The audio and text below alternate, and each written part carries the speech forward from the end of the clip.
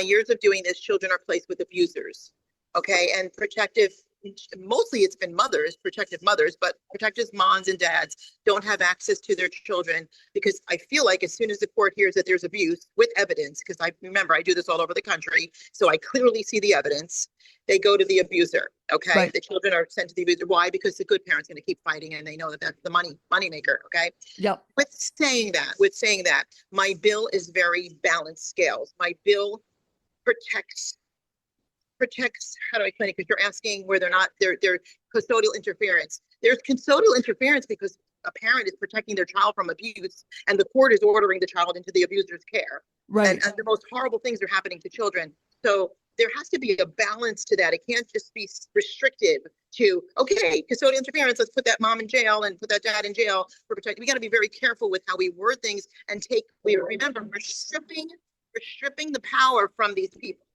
Okay, we're putting it back into the hands of the families where it belongs. Right. So you got to look at the verbiage, how I've done it.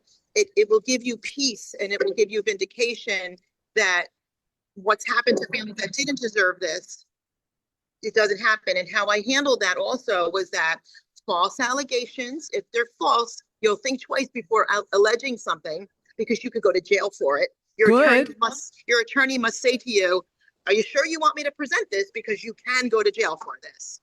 They'll think twice, right? Now, if you're forthright and you know that you're not falsely accusing somebody, then you can feel peace about presenting that. Right. And on the other side of that, when there's real abuse, okay, you are taking that to a criminal court, not a family court. I know. This is going to balance it out on both sides now.